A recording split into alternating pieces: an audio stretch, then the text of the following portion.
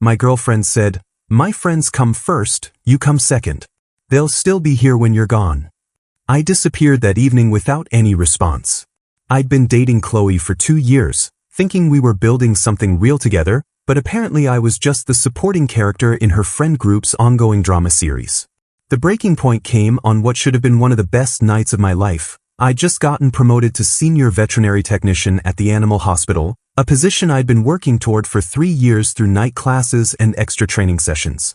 I planned a celebration dinner at this Italian place we'd talked about trying, made reservations for 7 p.m., even bought a bottle of wine I definitely couldn't afford on my old salary. The promotion came with a $6,000 raise and more responsibility with surgical procedures, something I'd dreamed about since starting as a basic tech right out of community college. But when I called Chloe that afternoon to confirm our dinner plans, she hit me with the news that she couldn't make it. "It's karaoke night with the inner circle," she said, like that explained everything. The inner circle, that's what they call themselves. Zoe, Mason, Riley, and Quinn, plus Chloe.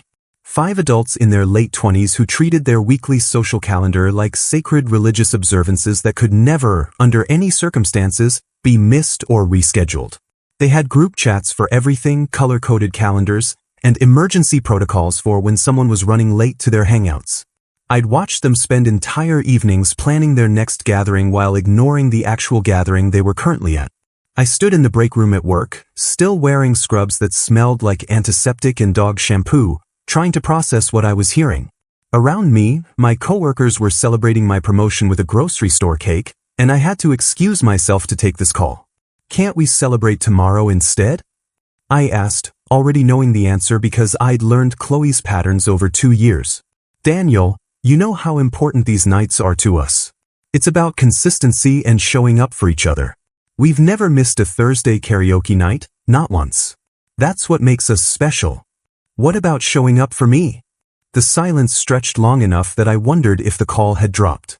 In the background, I could hear her getting ready, the familiar sounds of her makeup routine, the closet doors opening and closing as she tried on different outfits for her friends who would photograph every moment for their coordinated Instagram stories.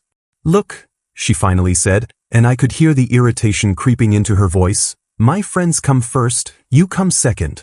They'll still be here when you're gone, and they've proven their loyalty over and over.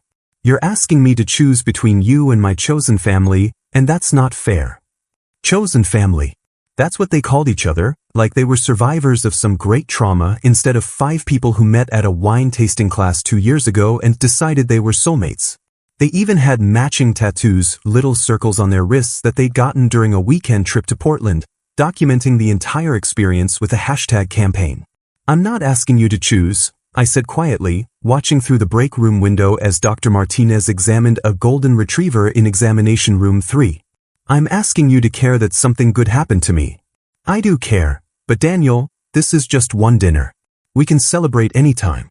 Karaoke night only happens once a week, and if I miss it, I'm letting down 4 people instead of just one. Just one." That's how she saw me, not as her boyfriend of 2 years, not as someone who mattered enough to occasionally take priority, just one person whose feelings were worth less than the collective disappointment of her friend group.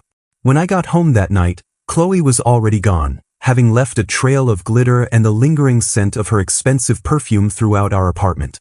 On our kitchen counter, I found a stack of matching t-shirts she'd ordered for the group's upcoming camping trip, bright yellow shirts with "Inner Circle Forever" printed in rainbow letters, complete with little camping icons and their names on the back. 5 shirts, $32 each according to the receipt.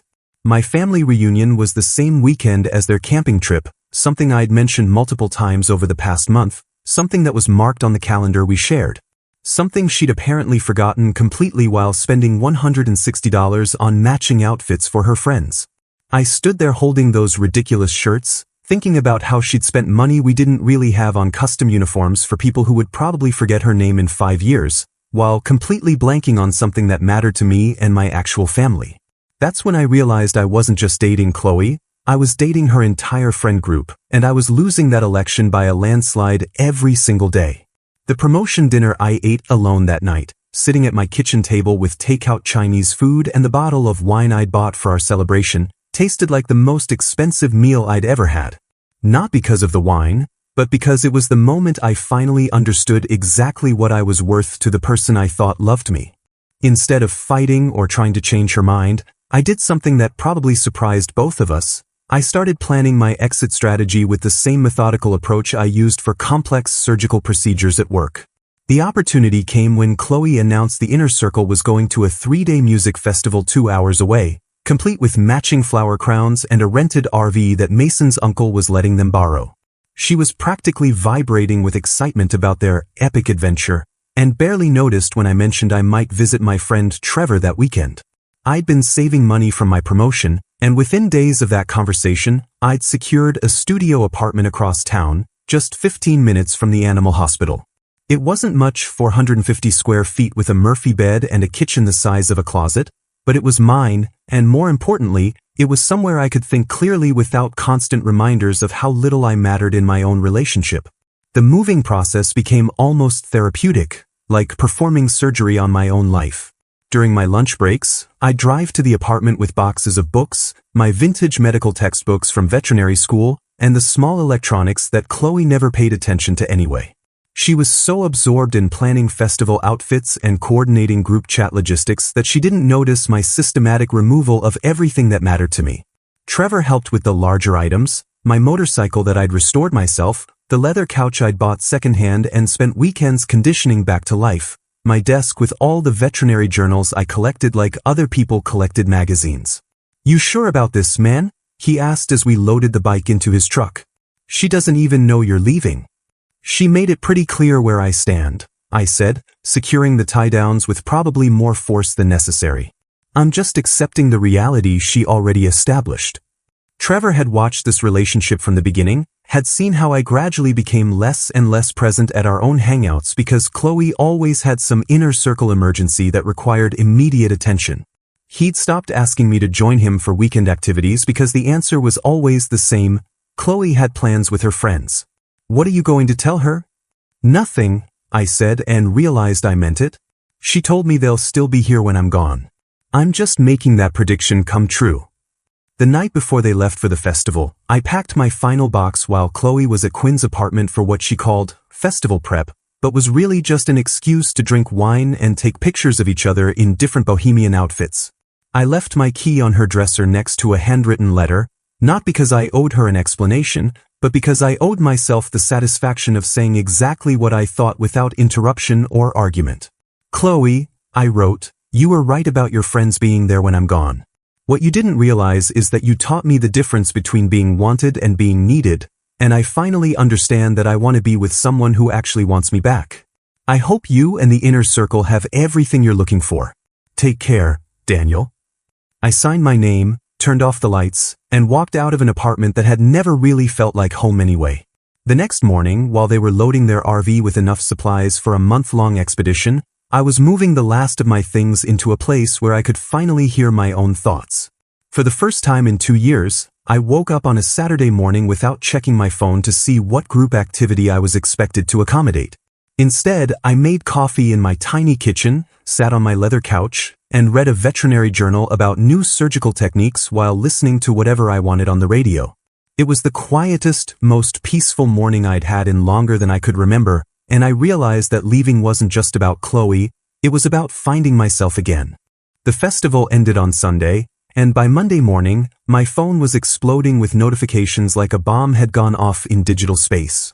Chloe had returned to find my key and letter, and apparently the Inner Circle had declared this a 5-alarm emergency requiring immediate mobilization of all available resources. The first wave came from Chloe herself, 17 missed calls, 12 voicemails, and a string of texts that evolved from confusion to anger to what I can only describe as panic. "Daniel, what is this? Call me back right now. This is insane. You can't just disappear like this.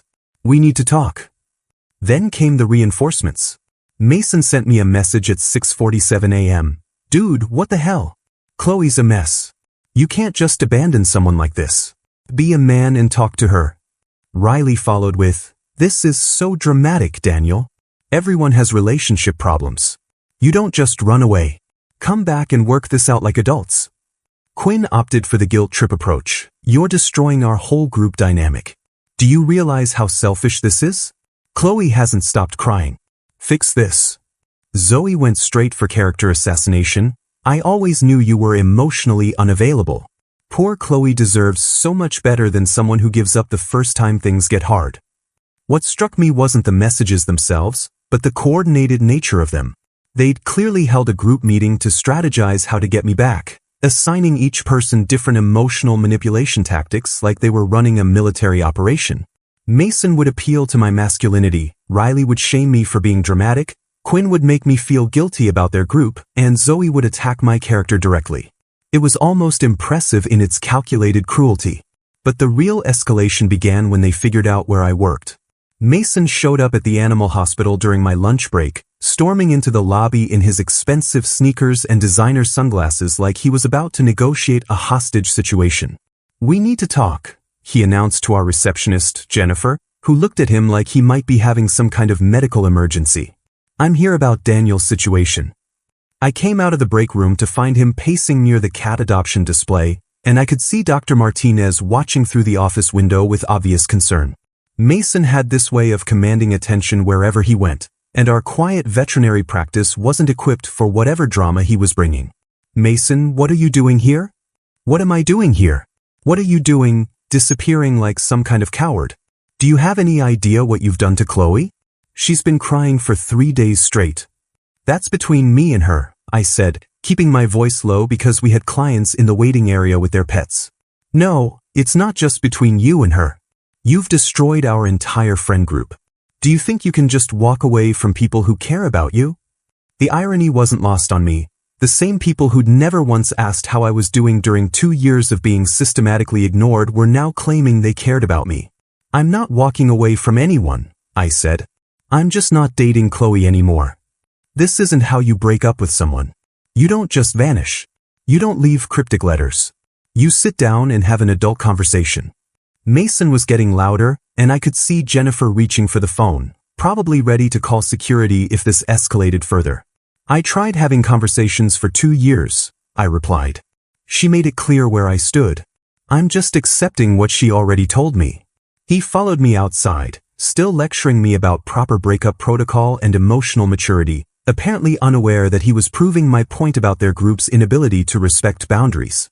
The harassment campaign intensified from there.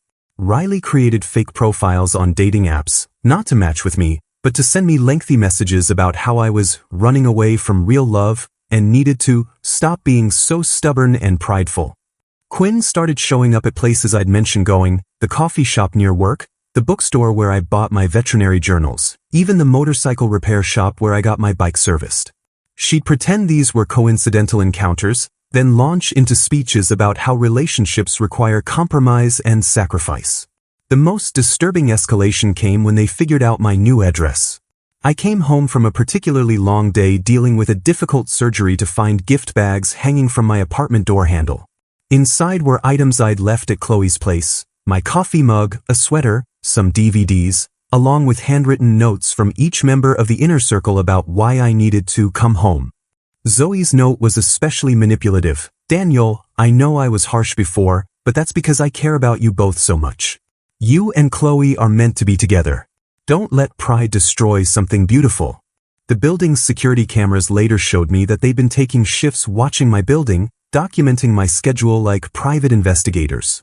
Riley had been there at 6 a.m. one morning, Quinn at lunchtime, and Mason during evening hours. They were treating my breakup like a group project that required round-the-clock surveillance and intervention. When I found Zoe trying to slip another note under my door at 2 a.m., I finally contacted building security and started documenting everything with photos and screenshots. The level of obsession was genuinely disturbing, and I realized I hadn't just left Chloe, I'd escaped from something much more toxic and controlling than I'd understood while I was in it. 2 weeks after my great escape, I thought the worst of their campaign was behind me, but I was wrong. They were just getting started with what can only be described as a full-scale intervention ambush. I'd been working a late shift at the hospital because one of our regular clients brought in a German Shepherd with complications from a routine surgery, and by the time I got home it was nearly 10 p.m. I was exhausted, covered in dog hair and antiseptic, looking forward to nothing more than a shower and some leftover pizza. But as I walked into my building's lobby, I found all 5 members of the inner circle waiting for me like some kind of bizarre welcoming committee. Chloe was holding a poster board covered in glitter and photos of us together with "Reasons Why We Belong Together" written across the top in rainbow markers. Mason had his phone out, clearly recording everything for what I later learned was their private Instagram account where they'd been documenting their mission to save Daniel from himself. Riley was clutching a bouquet of flowers that looked like she'd grabbed them from a grocery store display, and Quinn was actually wearing the matching t-shirt from their camping trip, apparently thinking this would trigger some kind of nostalgic response. Zoe stood slightly apart from the group, arms crossed, looking like she was supervising a hostage negotiation. "Daniel!"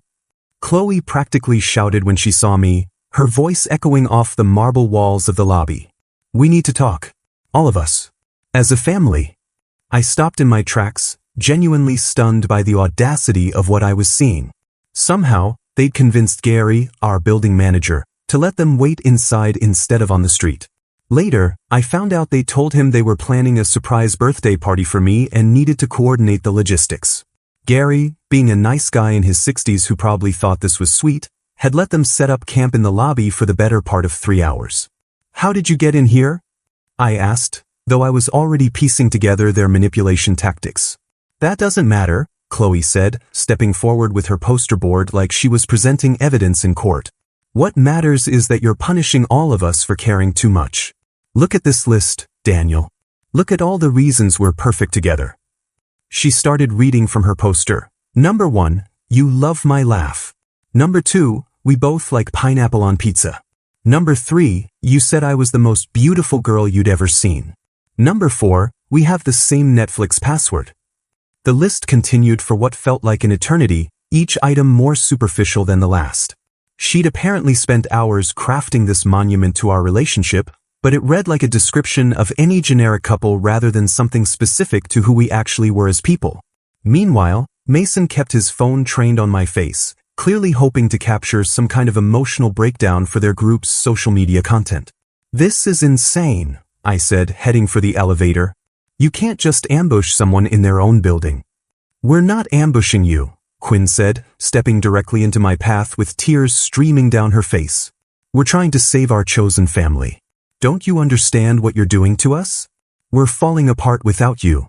The theatrical crying was something I'd seen Quinn deploy before when she wanted something. She'd done it when Mason refused to change his vacation dates to accommodate her birthday party, and again when Riley started dating someone Quinn didn't approve of.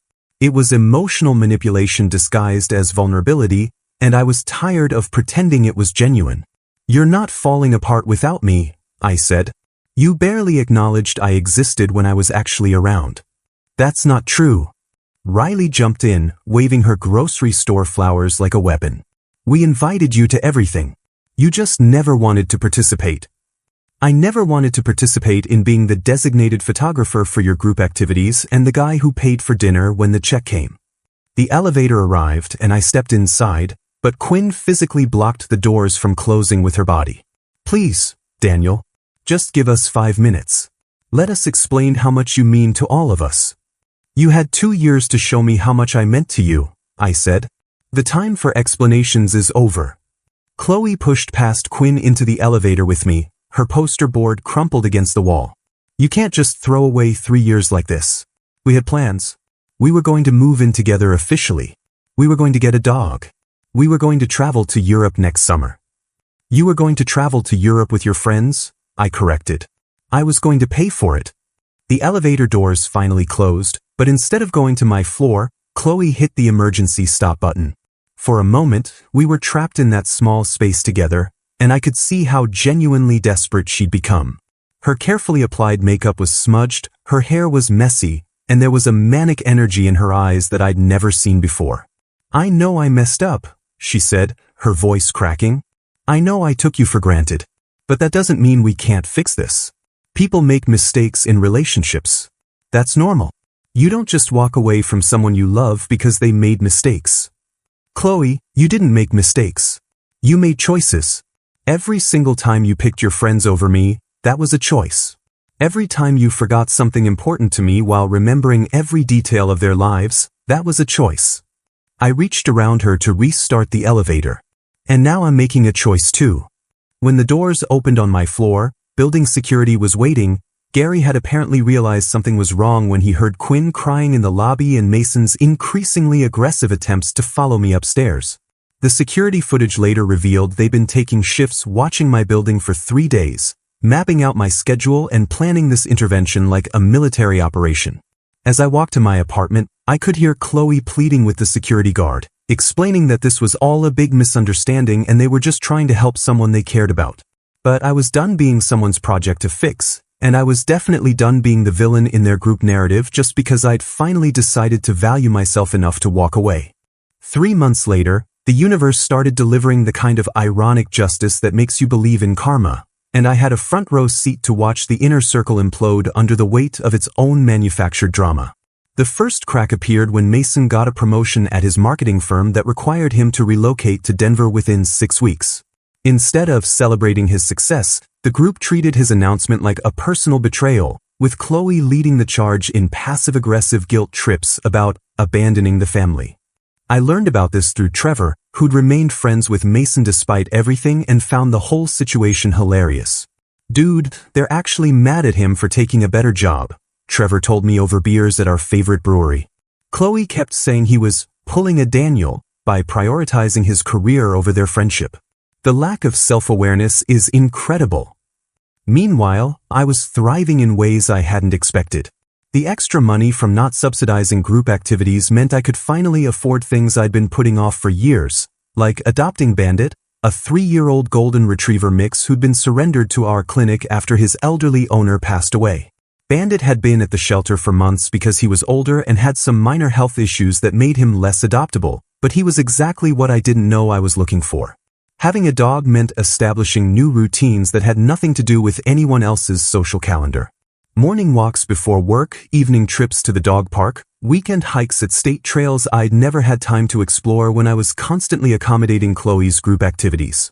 Bandit was the perfect companion, loyal, grateful for attention, and completely uninterested in drama or social media. I also enrolled in evening classes for advanced veterinary surgical techniques, something I'd been wanting to do since my promotion but couldn't because it conflicted with the inner circle's sacred Thursday night activities. Learning to perform more complex procedures on small animals had been a goal since I started in veterinary medicine, and finally having the time and mental energy to pursue it felt like reclaiming a part of myself I'd forgotten existed. The second major crack in their group dynamic came when Zoe started dating Marcus, a software engineer from her office who had the audacity to want to spend time with his girlfriend on weekends. Suddenly, Zoe wasn't available for every group brunch, shopping trip, and impromptu hangout session. The inner circle's reaction was swift and predictable. They started referring to Marcus as Zoe's phase and making passive-aggressive comments about how relationships shouldn't change people. "It's like she doesn't even care about us anymore," Riley complained to mutual friends, apparently unaware that she was describing exactly what I'd experienced for 2 years. The irony was lost on all of them. They were experiencing firsthand what it felt like to be deprioritized by someone they cared about, but instead of gaining empathy for my situation, they just doubled down on their victim narrative. Quinn started posting increasingly desperate motivational quotes on Instagram about real friends who stick around and loyalty being rare in today's world. Mason, preparing for his move to Denver, grew tired of the constant guilt trips and started missing their weekly gatherings to focus on apartment hunting and job preparation. This triggered another round of group crisis meetings where they analyzed his behavior like he was showing symptoms of a concerning medical condition. The whole thing was fascinating to watch from a distance. They'd built their entire identity around being an unbreakable unit, but the moment real life started interfering with their fantasy, the cracks began showing immediately. While their carefully constructed social ecosystem was collapsing, I was building something actually sustainable. My relationship with Lisa started casually when she began volunteering at the Wildlife Rehabilitation Center where our clinics sometimes referred injured wild animals. She was a middle school science teacher who spent her weekends helping nurse injured hawks and raccoons back to health, and something about her genuine compassion for animals made me want to get to know her better. Our first real conversation happened over an injured owl that had been hit by a car. While I handled the initial medical assessment, she stayed late to monitor its recovery, reading to it from a nature magazine because she'd heard somewhere that familiar voices help traumatized animals heal faster. "You know that's probably not scientifically proven," I said, watching her flip through articles about migration patterns. Probably not, she agreed, but it's not hurting anything, and I like to think it helps.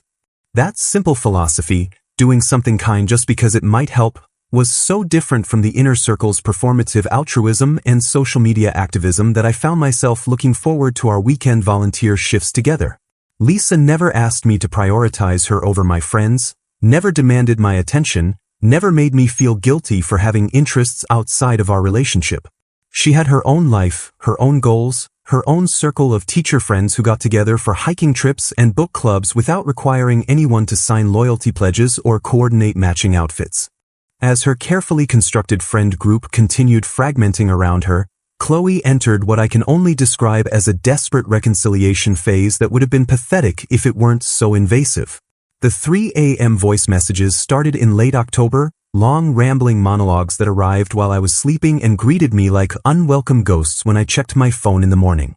Daniel, I know you're probably asleep, but I can't stop thinking about what you said in the elevator. Her voice would whisper through my phone speaker, slightly slurred from whatever wine she'd been drinking. You were right about me making choices, and I'm starting to understand what you meant. Mason's moving to Denver next week, and Zoe barely talks to us anymore, and I keep thinking about how you tried to tell me this would happen.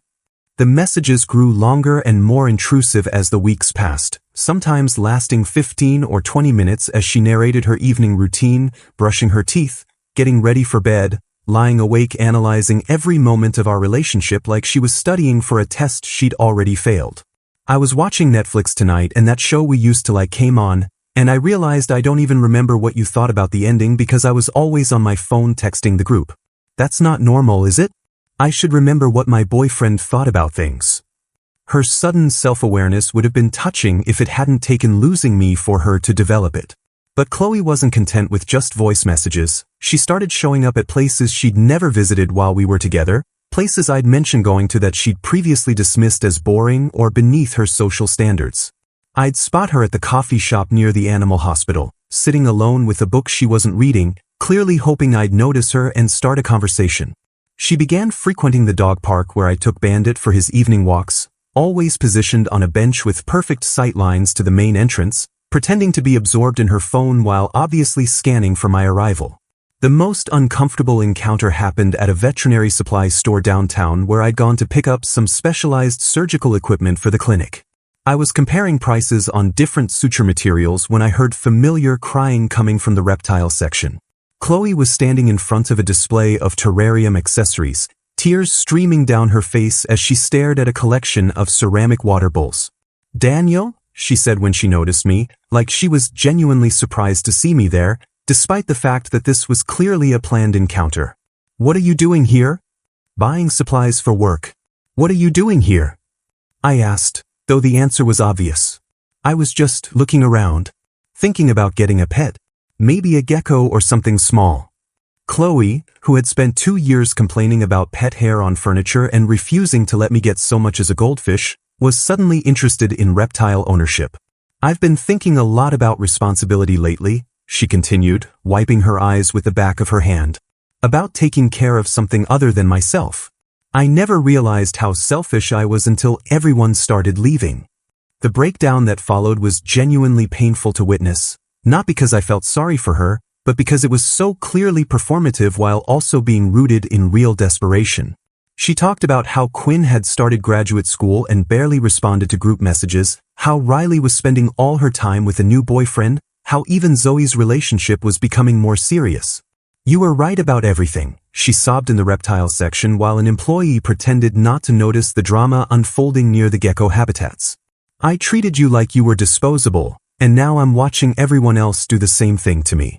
The group's falling apart, and I finally understand how lonely you must have felt. I stood there holding a package of surgical sutures, watching someone I'd once loved have a complete meltdown in front of a display of turtle food, and felt absolutely nothing.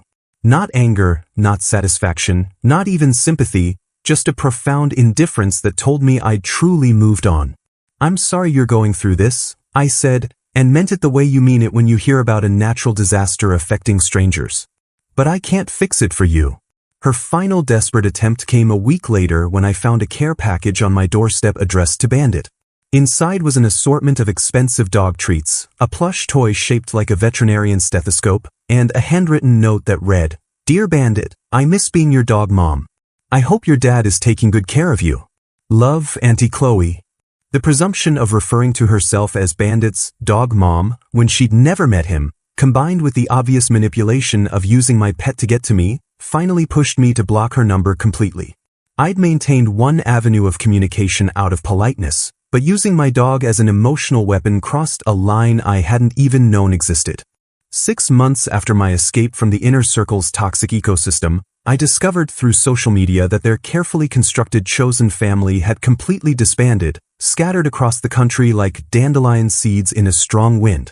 Mason was thriving in Denver, posting pictures of mountain hikes and new coworkers without the constant pressure of group obligations. Zoe had gotten engaged to Marcus and moved in with him, her Instagram feed now filled with home renovation projects instead of mandatory group selfies. Riley had taken a job with her family's landscaping business back in her hometown, trading her expensive city apartment for a house with a garden. Even Quinn had found an escape route, starting graduate school for environmental science in another state, finally pursuing the career she'd talked about for years. Their shared Instagram account, @InnerCircleForever, had been abandoned months ago, the last post being a group photo from their camping trip with Family Forever that now read like a monument to misplaced optimism. Chloe's personal account had become a wasteland of increasingly desperate motivational quotes about loyalty and authentic friendship, posted to an audience that had largely stopped engaging. Meanwhile, Lisa and I had settled into the kind of relationship I'd never experienced before, one based on mutual respect rather than desperate attachment. When she suggested we make things official by moving in with Bandit and me, it wasn't because she needed constant validation, but because we genuinely enjoyed building something together without losing our individual identities. The difference was remarkable. Lisa had her own friends, fellow teachers who got together for hiking trips and book clubs, people who treated each other like adults with responsibilities rather than children needing constant supervision. When her friends planned activities, they checked schedules and offered alternatives if someone couldn't make it, never guilt-tripping anyone for having other priorities. Our apartment became a peaceful sanctuary where we could both pursue our interests without judgment. Lisa would grade papers at the kitchen table while I studied veterinary journals on the couch. Bandit sprawled between us like a furry bridge connecting two people who didn't need constant entertainment to feel secure. We cooked dinner together, took turns choosing movies, and had conversations that went deeper than social media updates and group drama.